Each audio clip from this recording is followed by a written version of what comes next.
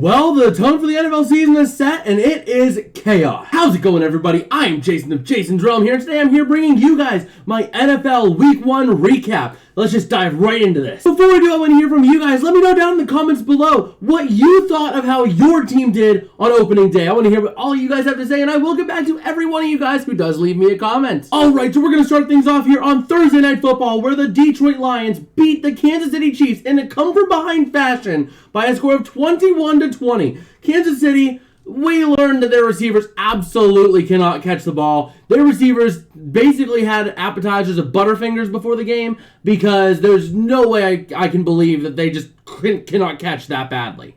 Meanwhile, the Lions, they looked really good. They fell behind early, but they were not out of it. That defense did what they got to do, played press. The offense was able to get things going eventually. Now, there are concerns about them getting started later, but overall, soak in the first win. You guys are basically making a charge of the division right now. Up next, we have the Carolina Panthers falling to the Atlanta Falcons by a score of 10-24. This game, Carolina had a good start. They were in it. They were taking this game and winning it.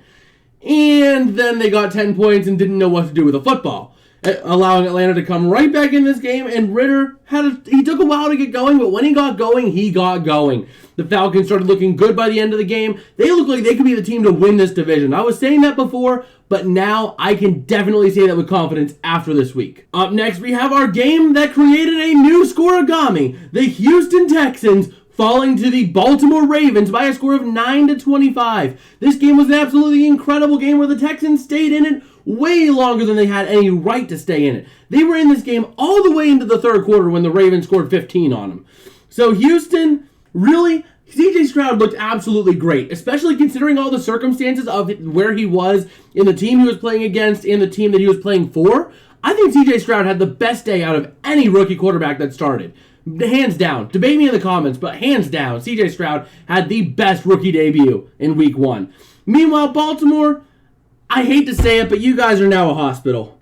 You struggle with injuries every year, and now you finally think you're going to be healthy this year, and then you lose J.K. Dobbins to an Achilles, who, J.K. Dobbins, you might not think he's an impact player because he's not on the field a lot, but when he's on the field, he makes a big impact for the Ravens.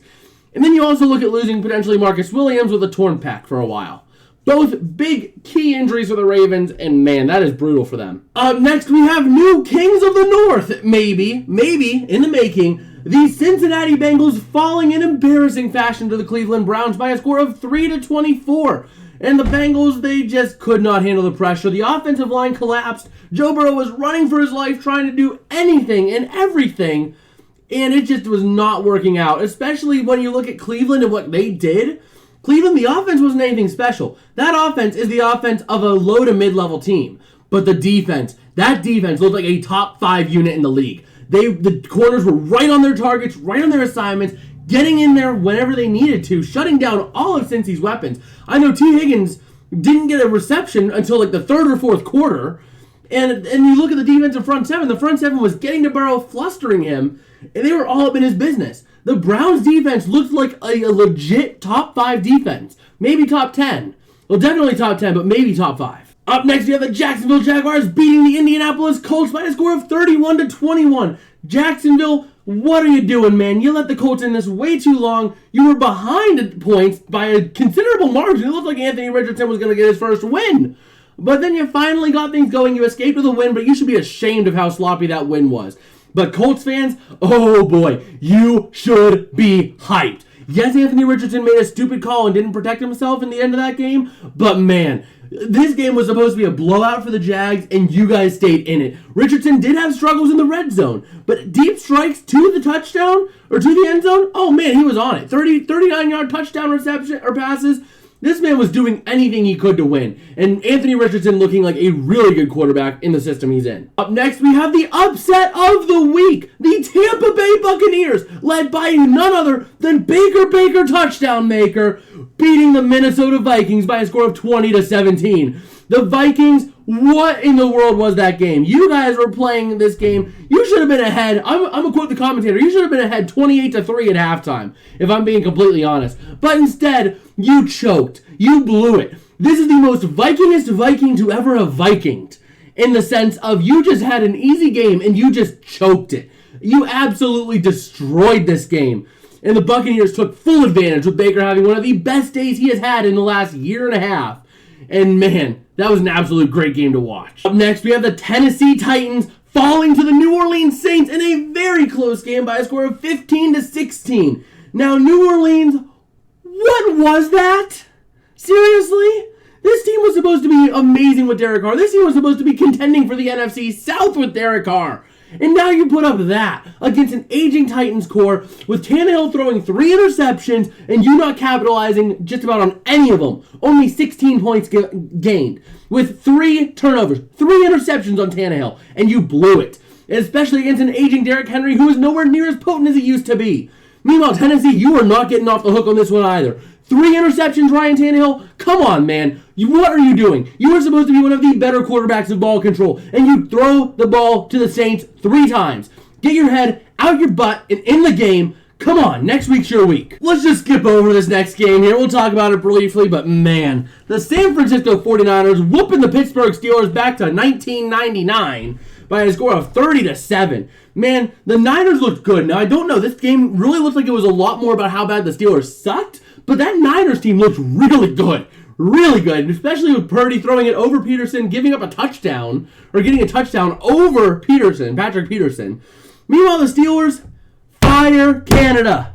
Blame Canada. Fire Canada. Get him out of there. He's screwing your team. This offense is more talented than 7 points against the Niners. Yes, the Niners have a good defense, but you are better than scoring only 7 against them.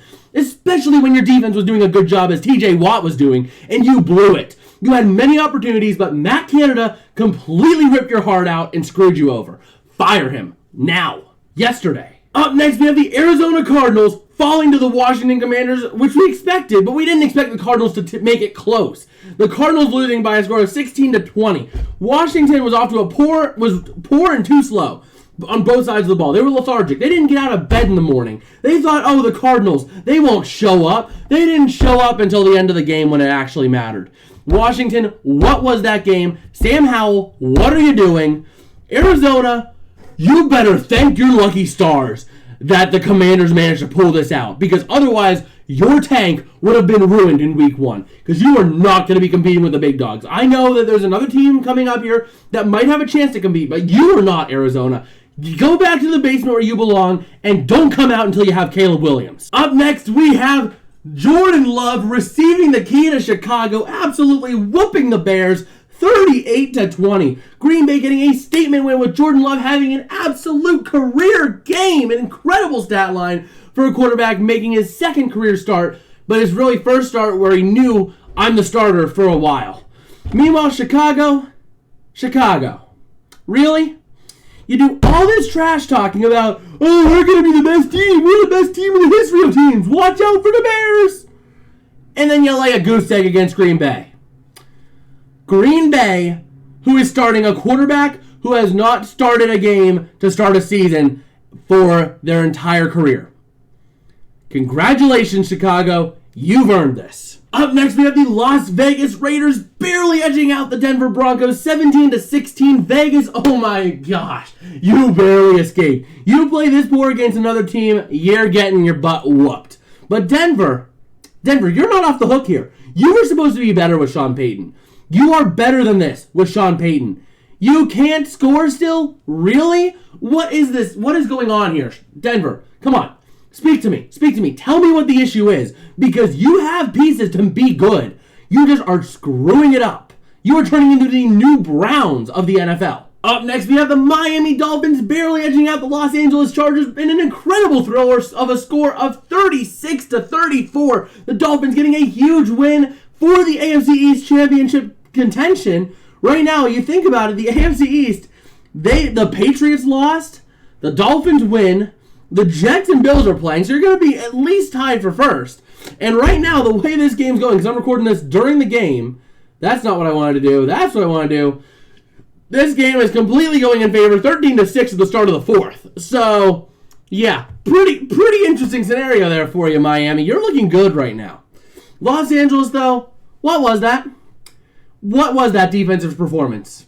I know it was Tua, But come on, 36 points is a lot of points for any defense to give up against anyone. Reconsider your life choices, Los Angeles. Up next, we have the Philadelphia Eagles barely escaping Foxborough with a win on the Tom Brady reunion tour by a score of 25-20. Philadelphia almost choking it. They had a 16-0 lead, and they won 25-20. Really? Really, Philadelphia? You're trying to make a run of the Super Bowl with that? That's not going to happen if you play like this the rest of the season there, Philly. Good luck to you, though. New England, though. What? Why are you overplaying this much? This team is not supposed to be great with Mac Jones. But yet, all of a sudden, you just rise to the occasion? Okay, I guess. I mean, you look solid despite the loss, but really, I mean, is this going to help you in the long run? Mac Jones, I don't think, is your long-term starter. I think you should be considering a tank. Oh, boy. Up next, we got the big one, boys. Hoist them trophies. The Los Angeles Rams beating the Seattle Seahawks 30-13. Puka, my man, you were incredible, my dude. You had the best stat line for a rookie wide receiver making his NFL debut or his NFL first career start. 119 yards on 9 receptions. My dude, imagine this Rams lineup with Cooper Kupp, Puka, and then you have Higbee on this side, Tutu Atwell on this side, who also had a good game, 6 receptions for 119, and Kyron Williams, who had 2 touchdowns and did a lot of good running. Imagine that with Matthew Stafford. Even if the offensive line is bad, you still have a lot of weapons to go off of. And man, I might be saying this early, but Rams, we're going to make some noise this year. Let's go. We're going to play close to the Niners. We might not win, but we're going to play them close next week. But Seattle, what was that? You were supposed to build off of last season. And you built something, you built a bomb and set it off on yourself. So, great job, Seattle. Keep it going. And speaking of building a bomb and setting it off on yourself, we have the Dallas Cowboys absolutely decimating the New York Giants 40-0. This was embarrassing for New York on all fronts. You couldn't get anything going. The first drive is the epitome of what it means to be the New York Giants. You started off that drive. You were driving. You were pressuring the Cowboys. You were looking good. Really good. You stalled out. You had to kick a field goal. Okay, big whoop. But it all starts off whenever you have a false start. You had a false start, which then led to a poor snap, which then led to a massive 4th down that you had to kick a field goal, which leads to a blocked field goal, then the rest is history. The blocked field goal goes for a touchdown, and yeah, you lose big time. What was that? Go back, reevaluate yourselves before heads start rolling, Dallas. Meanwhile, Dallas, incredible job. You guys lived up to all the hype of the offseason. You are looking good. Keep this going, and you will be fine for this season. Maybe making a run in a deep playoff run here. All right, and last but not least, we had an absolute thriller of a finish between the Buffalo Bills and the New York Jets. The Jets coming ahead 22-16 in an overtime thriller. This game was an absolute atrocious game for Josh Allen, throwing 3 interceptions. And man, that was one of the worst games I have seen Josh Allen play, period. And this has been the week of the good quarterbacks going bad. It was awful to watch that entire game. The defense looked all right, but the offense was just horrible. The Jets, we thought it was game over when Aaron Rodgers lost. Like, whenever he was injured. Like, I seriously thought, okay, this is a free win for the Bills. Boy, was I wrong, because Zach Wilson came up, and man, Gibson, the special teamer, the return man, coming up with an absolutely huge overtime punt return touchdown to walk it off. That was absolutely incredible, and pairing that with the fact that Jordan Whitehead went off tonight with 3 interceptions for number 3. The New York Jets looking absolutely incredible despite losing Aaron Rodgers. This tells me that they can win games even when Rodgers isn't there this year. That is absolutely insane to think about. Well, that is about going to do it for me today. If you guys did like, don't forget to smash like and subscribe, as it does help me out a whole lot. It lets me know I'm making content that you guys enjoy. If you want to see how wrong I was in predictions and how wrong the rest of the team was in predictions, over here should be the predictions video from this week if you want to go ahead and check it out. And over here is how the coin is going to do next week. This is Flip of Fate episode number 2, where we use a coin to predict every NFL game for week 2. So go ahead and check both of those out if you haven't already, and I guess I will see you guys later. Peace out and have a good one.